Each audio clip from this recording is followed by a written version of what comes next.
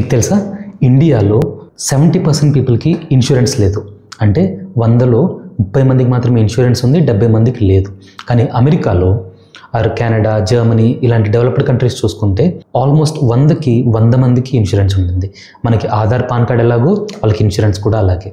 అసలు ఇన్సూరెన్స్ అంటే ఏంటి, ఇన్సూరెన్స్ ఎందుకు ఉపయోగపడుతుంది, అసలు ఇన్సూరెన్స్ తీసుకోవాలా లేదా, ఒకవేళ తీసుకుంటే ఎలాంటి ఇన్సూరెన్స్ తీసుకోవాలి, ఇలాంటి క్వశ్చన్స్ మీకు కూడా ఉంటే ఈ వీడియో ఎండ్ వరకు చూడండి. Hi, my name is Sai Krishna, I'm a chartered accountant. ఈరోజు వీడియోలో ఇన్సూరెన్స్ గురించి ఎవ్రీథింగ్, ఆల్ డీటెయిల్స్ మనం చూద్దాం.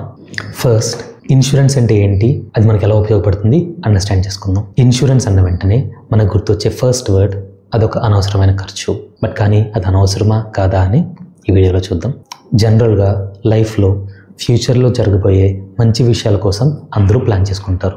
పిల్లల చదువుల కోసం, పిల్లల మ్యారేజెస్ కోసం, రిటైర్మెంట్ కోసం అందరూ ప్లాన్ చేసుకుంటారు. కానీ ఫ్యూచర్లో మనకి తెలియని విషయాలు కూడా జరుగుతాయి, అన్ఎక్స్పెక్టెడ్గా ఏమైనా జరుగుతాయి, బ్యాడ్ విషయాలు కూడా జరుగుతాయి అని గ్రహించి ముందే ఎవరైతే ప్లాన్ చేసుకుంటారో వాళ్ళనే స్మార్ట్ పీపుల్ అంటారు. మీకు తెలుసో తెలీదో, రిచ్ పీపుల్ అందరికి కూడా ఇన్సూరెన్స్ డెఫినెట్గా ఉంటుంది. బికాస్ వాళ్ళకి తెలుసు లైఫ్లో కేవలం మంచి విషయాలే కాదు, కొన్నిసార్లు చెడు విషయాలు కూడా జరుగుతాయి. మనం ఎంత జాగ్రత్తగా ఉన్నా మనం ఊహించిన విషయాలు కొన్ని జరుగుతాయని.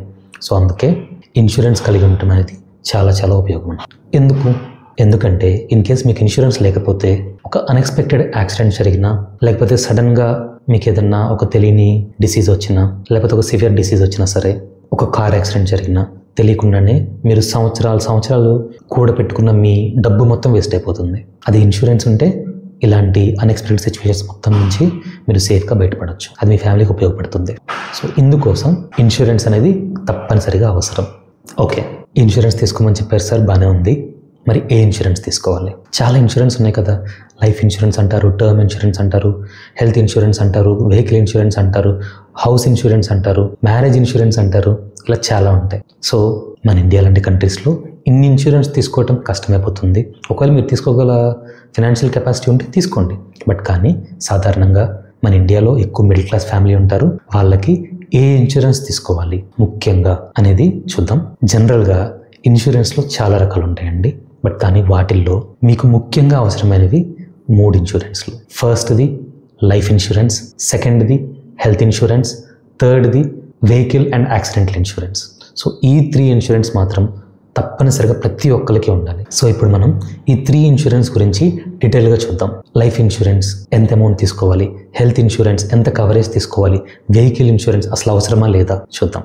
ఫస్ట్ లైఫ్ ఇన్సూరెన్స్ గురించి అండర్స్టాండ్ చేసుకుందాం. ఎందుకంటే ఒక మనిషికి ఉండాల్సిన ముఖ్యమైన ఇన్సూరెన్స్ ఏదైనా ఉంది అంటే అది లైఫ్ ఇన్సూరెన్స్. ఎందుకంటే ప్రతి ఒక్క పర్సన్కి వాళ్ళ ఫ్యామిలీని, వైఫ్ని, కిడ్స్ని, వాళ్ళ పేరెంట్స్ని బాగా చూసుకోవాలని ఉంటుంది. కానీ లైఫ్లో ఒక్కొక్కసారి మనం అనుకునే విషయాలు జరుగుతాయి. అలాంటివి జరిగినప్పుడు కూడా మీ ఫ్యామిలీ ఫ్యూచర్, మీ కిడ్స్ ఎడ్యుకేషన్, మీ వైఫ్ ఖర్చులు, మీ పేరెంట్స్ బాధ్యతలు ఇవి మొత్తం ఆగకుండా హ్యాపీగా జరిగిపోవాలి అంటే కన్ఫామ్గా లైఫ్ ఇన్సూరెన్స్ తీసుకోవాలి. ఓకే సార్, లైఫ్ ఇన్సూరెన్స్ తీసుకోవాలి, బాగుంది. కానీ ఎంత అమౌంట్ తీసుకోవాలి? 50 lakh, 1 crore, 2 crore, 5 crore? దీనికి చాలా రూల్స్ ఉంటాయండి.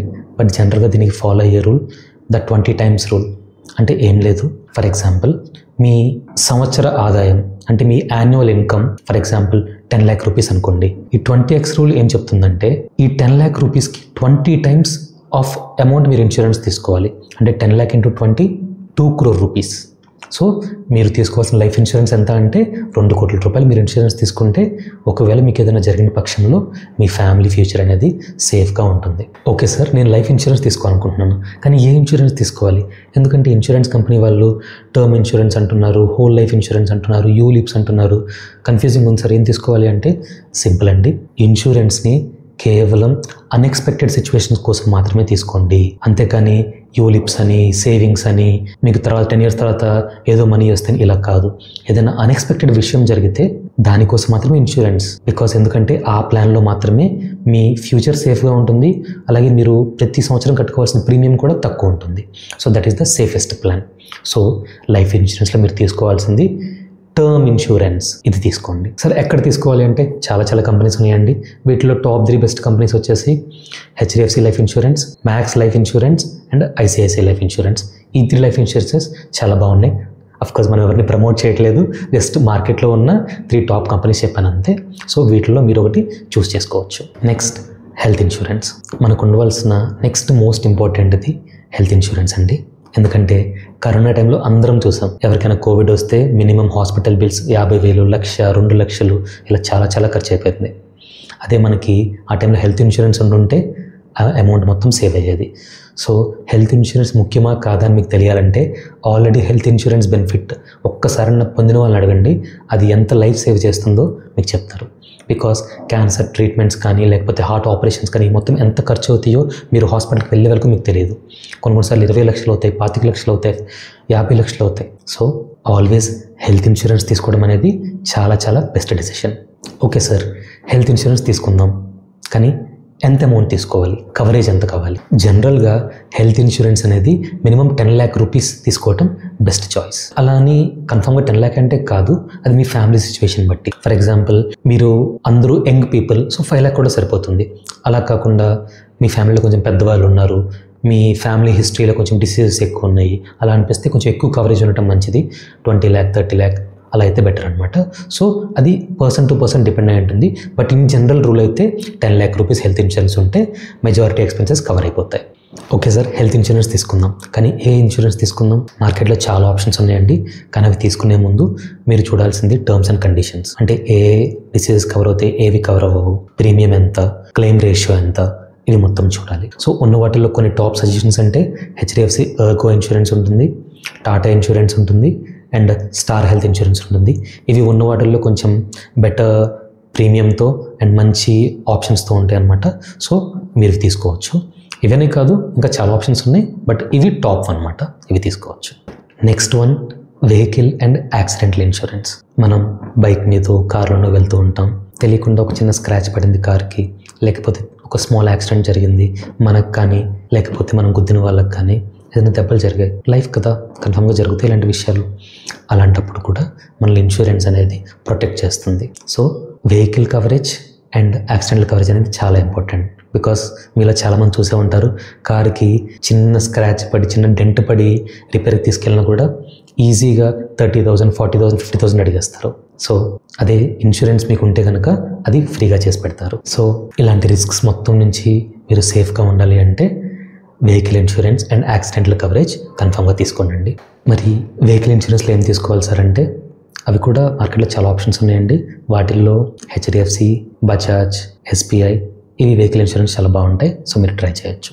ఇన్సూరెన్స్ విషయంలో జనరల్గా పీపుల్ చేసే కొన్ని బిగ్గెస్ట్ మిస్టేక్స్ చూద్దామండి. ఫస్ట్ది టర్మ్స్ అండ్ కండిషన్స్ క్లియర్గా చదవకపోవటం.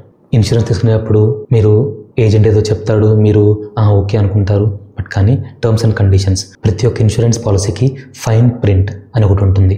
అంటే ఆ ఇన్సూరెన్స్ పాలసీకి సంబంధించిన ప్రతి ఒక్క డీటెయిల్ అందులో ఉంటుంది. ఏది కవర్ అవుతాయి, ఏది కవర్ అవ్వవు, ప్రతి ఒక్క డీటెయిల్ అందులో ఉంటుంది.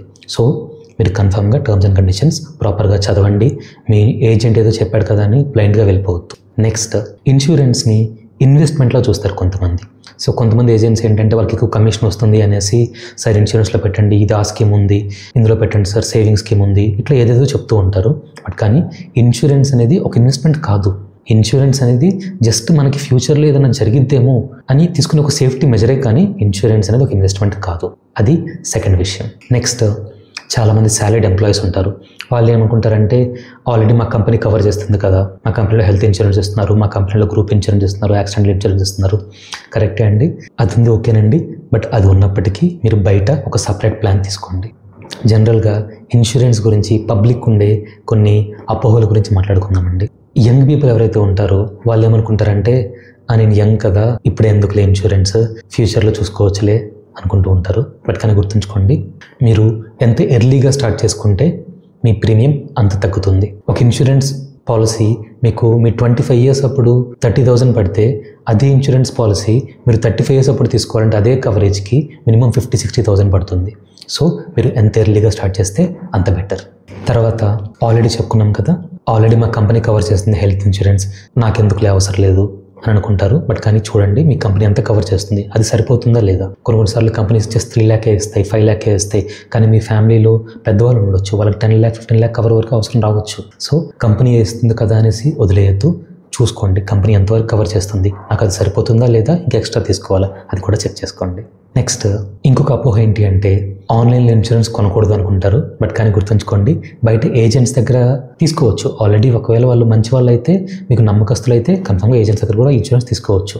కానీ ఆన్లైన్లో అయితే మీకు చీపర్ రేట్లో ఉంటాయి. బయట ఏజెంట్స్ దగ్గర అయితే వాళ్ళకి ఎక్స్ట్రా కమిషన్ అని, ప్రీమియం అని మీ కాస్ట్ పెరుగుతుంది. అదే ఆన్లైన్లో తీసుకుంటే మీకు అవే ఇన్సూరెన్స్ ప్లాన్స్ ఇంకొంచెం చీప్ రేట్కి వస్తాయండి. సో అది కూడా చూసుకోండి. ఇన్సూరెన్స్ ప్రీమియమ్స్లో కూడా మనం మనీ సేవ్ చేసుకోవచ్చు. ఇందాక చెప్పుకున్నాం కదా, మీరు ఎంత ఎర్లీగా స్టార్ట్ చేస్తే మీ ప్రీమియం అంత తగ్గుతుంది. అది ఫస్ట్ది. అండ్ సెకండ్ది, మీరు ఇన్సూరెన్స్ తీసుకుందాం అనుకున్నప్పుడు ఆన్లైన్లో కంపేర్ చేసుకోండి. 1 crore రూపీస్ ఇన్సూరెన్స్ తీసుకుందాం అనుకున్నారు, కంపేర్ చేసుకోండి. హెచ్డిఎఫ్సి అదే 1 crore రూపీస్కి ఎంత ప్రీమియం ఛార్జ్ చేస్తుంది, ఐసిఐసిఐ ఎంత ఛార్జ్ చేస్తుంది, టాటా ఎంత ఛార్జ్ చేస్తున్నారు, మొత్తం చెక్ చేసుకోండి. సో మీకు చీపెస్ట్ ప్లాన్ సెలెక్ట్ చేసుకోవచ్చు. ఎందుకంటే కొన్నిసార్లు డిఫరెంట్ కంపెనీస్ డిఫరెంట్ డిస్కౌంట్స్ ఇస్తూ ఉంటాయి. 10% డిస్కౌంట్ అని, ఎంప్లాయీ డిస్కౌంట్ అని ఇలా ఉంటాయి. సో జస్ట్ బ్లైండ్గా ఫాలో అయిపోకుండా ఆన్లైన్లో కంపేర్ చేసుకొని ఇన్సూరెన్స్ తీసుకోండి. సో ఇంకెందుకు వెయిట్ చేస్తున్నారు? ఇన్సూరెన్స్ తీసుకుందామని ఫిక్స్ అయిపోయారు కదా, మీ చార్టెడ్ అకౌంటెంట్ని లేకపోతే మీ ఇన్సూరెన్స్ ఏజెంట్స్ని కలవండి. బెస్ట్ ప్లాన్స్ ఏంటో వాళ్ళు మీకు సజెస్ట్ చేస్తారు. ఈ వీడియోలో ఇన్సూరెన్స్ గురించి మీరు అన్ని డీటెయిల్స్ తెలుసుకున్నారని అనుకుంటున్నాను. ఇన్ కేస్ మీకు ఇప్పటికీ ఇన్సూరెన్స్ గురించి ఏమైనా డీటెయిల్స్ తెలియాలి, లేకపోతే ఇంకేమైనా క్వశ్చన్ ఆన్సర్స్ ఉంటే కనుక కామెంట్ సెక్షన్లో టైప్ చేయండి. అండ్ మీకు వీడియో నచ్చితే లైక్ చేయండి. మీ ఫ్రెండ్స్ కానీ ఫ్యామిలీ కానీ ఇన్సూరెన్స్ తీసుకుందాం అనుకుంటుంటే వాళ్ళకి షేర్ చేయండి. మీకు ఏమైనా డౌట్స్ ఉంటే కామెంట్ చేయండి. సో మన యూట్యూబ్ ఛానల్లో మనీ ఎలా సేవ్ చేసుకోవాలి, మనీ ఎక్కడ ఇన్వెస్ట్ చేసుకోవాలి, ట్యాక్స్ ఎలా సేవ్ చేసుకోవాలి, ఇలాంటి ఎన్నో యూస్ఫుల్ కాన్సెప్ట్స్ మీకోసం ఎప్పటికప్పుడు తెస్తూనే ఉంటామండి. మీకు నచ్చితే కనుక సబ్స్క్రైబ్ చేసుకోండి. Thank you so much for watching. This is CS Sai Krishna signing off.